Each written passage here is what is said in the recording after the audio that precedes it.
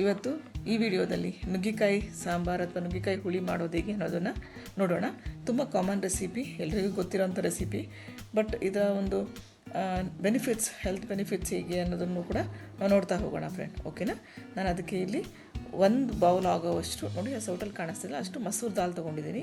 ನಾನಿಲ್ಲಿ different variety of ದಾಲ್ಸ್ use ಮಾಡ್ತಾಯಿದ್ದೀನಿ. ಓಕೆನಾ? ನೆಕ್ಸ್ಟ್ ಇನ್ನೊಂದು ದಾಲ್ ಬಂದುಬಿಟ್ಟು ತೂರ್ ದಾಲ್ ಯೂಸ್ ಮಾಡ್ತಾಯಿದ್ದೀನಿ. ತೂರ್ ದಾಲ್ ಬಂದುಬಿಟ್ಟು ಆ ಒಂದು ಸಣ್ಣ ಬೌಲಲ್ಲಿ 1.25 1 ಮುಕ್ಕಾಲು ಆಗೋವಷ್ಟು ತೂರ್ ದಾಲ್ನ ಹಾಕ್ಕೊಂಡಿದ್ದೀನಿ. ಓಕೆನಾ? ಮಸೂರ್ ದಾಲ್ ಮತ್ತು ತೂರ್ ದಾಲ್ನ ಹಾಕ್ಕೊಂಡಿದ್ದೀನಿ ಫ್ರೆಂಡ್. ಓಕೆನಾ? ಆಮೇಲೆ ಬೆಳ್ಳುಳ್ಳಿ, ಓಕೆನಾ, 1 ಬೆಳ್ಳುಳ್ಳಿ ಹಾಕ್ಕೊಂಡಿದ್ದೀನಿ. ಅಂದರೆ ಒಂದು ಫುಲ್ಲು ಕಂಪ್ಲೀಟ್ ಬೆಳ್ಳುಳ್ಳಿ ಇರುತ್ತಲ್ಲ, ಅದನ್ನು ಸ್ಪ್ಲಿಟ್ ಮಾಡಿ ಹಾಕ್ಕೊಂಡಿದ್ದೀನಿ ಫ್ರೆಂಡ್. ಈಗ ಇದನ್ನೆಲ್ಲ ಕ್ಲೀನಾಗಿ ವಾಶ್ ಮಾಡ್ಕೊಳ್ಳೋಣ. ಓಕೆನಾ? ಯಾಕಂದರೆ ಬೇಳೆ ಎಲ್ಲ ತುಂಬ ಧೂಳಲ್ಲಿ ಇದು ಮಾಡಿಟ್ಟಿರ್ತಾರಲ್ವ, ಸೊ ಹಾಗಾಗಿ ಅದು ಸ್ವಲ್ಪ ನೀಟಾಗಿ ವಾಶ್ ಮಾಡ್ಕೊಳ್ಳೋಣ. ನೋಡಿ, ಈ ವಾಶ್ ಮಾಡ್ಕೊಂಡ್ಮೇಲೆ ಈ ರೀತಿಯಾಗಿ ಎಷ್ಟು ಫ್ರೆಶ್ ಆಗಿ ಕಾಣಿಸ್ತಾ ಇದೆ ಅಲ್ವಾ. ಸೊ ನೆಕ್ಸ್ಟ್ ಬಂದುಬಿಟ್ಟು ನಾನು 2 ದೊಡ್ಡ ಟೊಮ್ಯಾಟೊ ಇದೆಲ್ಲ ಅದನ್ನು ಕಟ್ ಮಾಡಿಕೊಂಡು ಹಾಕೋತಾ ಇದ್ದೀನಿ ಫ್ರೆಂಡ್. ಓಕೆನಾ?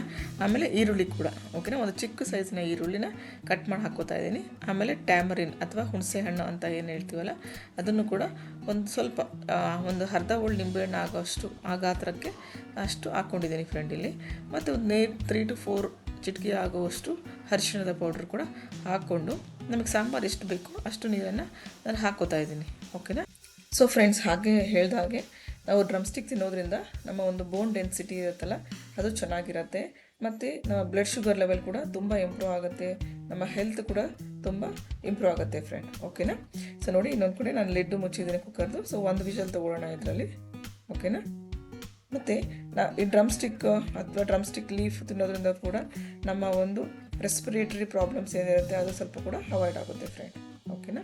ನೋಡಿ, 1 ವಿಷಲ್ ಮಾಡ್ಕೊಂಡಿದ್ದೀನಿ. ಈ ರೀತಿಯಾಗಿ ಬೇಳೆ ಸ್ವಲ್ಪ ಬೆಂದಿದೆ. ಹಾಗೆ ನಾನು ಸೌಟಲ್ಲಿ ಸ್ವಲ್ಪ ಸ್ಮ್ಯಾಶ್ ಮಾಡ್ಕೊತಾ ಇದ್ದೀನಿ ಫ್ರೆಂಡ್. ಓಕೆನಾ?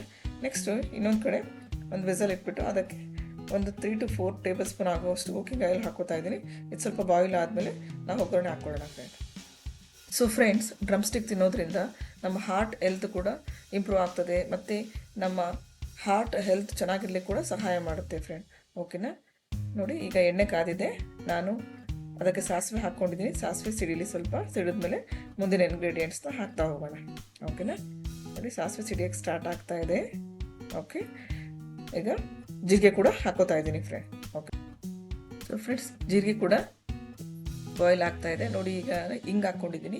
ಈ ರೀತಿಯಾಗಿ ವೆಜ್ ಸಾಂಬಾರುಗಳಿಗೆ ಸ್ವಲ್ಪ ಹಿಂಗೆ ಜಾಸ್ತಿನೇ ಹಾಕ್ಕೊಂಡ್ರೆ ಚೆನ್ನಾಗಿರುತ್ತೆ, ತುಂಬ ಟೇಸ್ಟನ್ನು ಕೊಡುತ್ತೆ ಫ್ರೆಂಡ್. ಮತ್ತು ಡೈಜೆಷನ್ ಆಗಲಿಕ್ಕೂ ಕೂಡ ತುಂಬ ಹೆಲ್ಪ್ ಆಗುತ್ತೆ. ಹಿಂಗನ್ನ ನಾವು ನಮ್ಮ ಒಂದು ಊಟದ ಪದ್ಧತಿಯಲ್ಲಿ ನಾವು ಹಾಕ್ಕೊಳ್ಳೋದ್ರಿಂದ ಅಥವಾ ಅಳವಡಿಸ್ಕೊಳ್ಳೋದ್ರಿಂದ ನಮ್ಮ ಡೈಜೆಷನ್ ಕೂಡ ತುಂಬ ಚೆನ್ನಾಗಿ ಆಗ್ತದೆ ಫ್ರೆಂಡ್. ಓಕೆನಾ? ನೋಡಿ, ನೆಕ್ಸ್ಟ್ ಇಂಗ್ರೀಡಿಯೆಂಟ್ ಬಂದ್ಬಿಟ್ಟು ಈರುಳ್ಳಿ ಏನು ಹಚ್ಕೊಂಡಿರ್ತೀವಲ್ಲ, ಈರುಳ್ಳಿ ಮತ್ತು ಕರಿ ಲೀಫ್ ಅದನ್ನ ಹಾಕ್ಕೊಂಡು ಬಾಡಿಸ್ಕೊತಾ ಇದ್ದೀನಿ. ಇನ್ನೊಂದು ಕಡೆ ನುಗ್ಗಿಕಾಯ ನೋಡಿ ತೊಳ್ಕೊಂಡು ನೀಟಾಗಿ ಹೆಚ್ಕೊಂಡು ಇಟ್ಕೊಂಡಿದ್ದೀನಿ. ಎಷ್ಟು ಗ್ರೀನ್ರಿಯಾಗಿ ಕಾಣ್ತಾ ಇದೆ ಅಲ್ವಾ, ನ್ಯಾಚುರಲ್ ಕಲರ್ ಗ್ರೀನ್ ಅಲ್ವಾ, ಎಷ್ಟು ಚೆನ್ನಾಗಿ ಅನ್ನಿಸ್ತಾ ಇದೆ ನೋಡಲಿಕ್ಕೆ. ಎಲ್ಲ ಕಡೆ ಕಾಮನ್ ಆಗಿ ಸಿಗೋವಂಥದ್ದು. ಬಟ್ ಕೆಲವೊಬ್ಬರು ತುಂಬ ಹೀಟ್ ಅಂತ ತಿನ್ನೋದಿಲ್ಲ ಅಂತ ಅನಿಸುತ್ತೆ. ಬಟ್ ತುಂಬ ಹೆಲ್ತ್ ಬೆನಿಫಿಟ್ಸ್ ಇರೋದ್ರಿಂದ ನಮ್ಮ ಹೆಲ್ತಲ್ಲಿ ಅದನ್ನು ಅಳವಡಿಸ್ಕೋಬೇಕು ಫ್ರೆಂಡ್. ಓಕೆನಾ? ನೋಡಿ, ಮತ್ತೆ ಈಗ ನಾನಿಲ್ಲಿ 2 ಟೇಬಲ್ ಸ್ಪೂನ್ ಆಗುವಷ್ಟು ಖಾರದ ಪುಡಿ ಹಾಕಿದ್ದೀನಿ. ಈಗ ಈ ರೀತಿಯಾಗಿ ಒಗ್ಗರಣೆಯಲ್ಲೇ ಖಾರದ ಪುಡಿ ನಾವು ಹಾಕೋದ್ರಿಂದ ಸಾಂಬಾರು ಒಳ್ಳೆ ಕಲರ್ ಕೊಡುತ್ತೆ ಫ್ರೆಂಡ್. ಓಕೆನಾ? ಹಾಗಾಗಿ ಅದನ್ನು ನಾನು ಯೂಶ್ವಲಿ ಒಗ್ಗರಣೆ ಹಾಕ್ಬೇಕಾದ್ರೆ ಖಾರದ ಪುಡಿ ಎಲ್ಲ ಹಾಕೋದು. ನೋಡಿ, ಈಗ ಈ ಕಡೆ ನಾವೇನು ಹಚ್ಚಿಟ್ಕೊಂಡಿರ್ತೀವಲ್ಲ ಆ ಒಂದು ಡ್ರಮ್ ಸ್ಟಿಕ್ನ ಹಾಕಿದ್ದೀನಿ. ಹಾಕಿ ಸ್ವಲ್ಪ ಬಾಡಿಸ್ಕೊಂಡು ಸ್ವಲ್ಪ ನೀರನ್ನು ಹಾಕ್ಕೊಂಡಿದ್ದೀನಿ. ಯಾಕಂದರೆ ಅದು ಬಾಯ್ಲ್ ಆಗಲಿಕ್ಕೆ ಅಥವಾ ಬೇಯಲಿಕ್ಕೆ ಬೇಕಲ್ವಾ, ಹಾಗಾಗಿ. ಓಕೆನಾ? ಡ್ರಮ್ ಸ್ಟಿಕ್ ಸೊಪ್ಪು ಕೂಡ ತುಂಬ ಚೆನ್ನಾಗಿರುತ್ತೆ. ಅದರಲ್ಲಿ ನಮ್ಮ ಕಡೆ ಉದ್ಕ ಅಂತ ಹೇಳ್ತೀವಿ ಅಥವಾ ಬಸ್ಸಾರು ಅಂತ ಏನು ಹೇಳ್ತಾರಲ್ಲ, ಅದನ್ನು ಕೂಡ ಮಾಡ್ತೀವಿ. ತುಂಬ ಟೇಸ್ಟಿಯಾಗಿರುತ್ತೆ ಫ್ರೆಂಡ್, ತುಂಬ ಚೆನ್ನಾಗಿರುತ್ತೆ.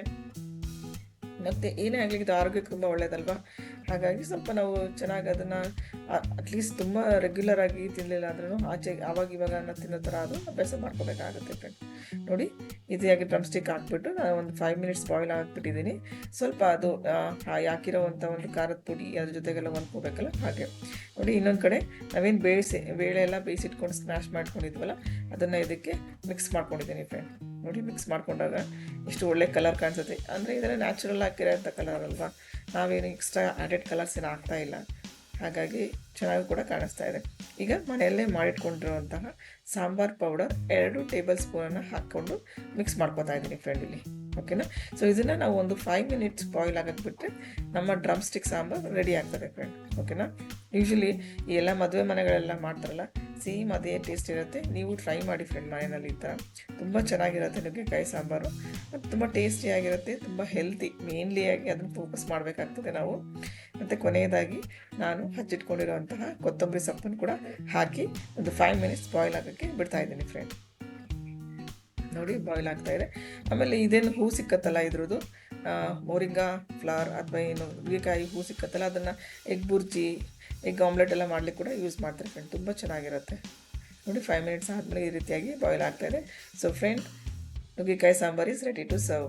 ಟೇಸ್ಟಿಯಾಗಿರುತ್ತೆ, ಮುದ್ದೆ ಜೊತೆ ಮಾತ್ರ ಸೂಪರ್ ಆಗಿರುತ್ತೆ, ಅನ್ನ ಜೊತೆಗೂ ಕೂಡ ತುಂಬ ಒಳ್ಳೆ ಕಾಂಬಿನೇಷನ್ ಫ್ರೆಂಡ್. ಓಕೆನಾ. ಸೊ ಟ್ರೈ ಮಾಡಿ, ನಿಮ್ಮ ಫೀಡ್ಬ್ಯಾಕ್ನ ನನ್ನ ಕಮೆಂಟಿಗೆ ಹಾಕಿ friend. Thank you so much for watching.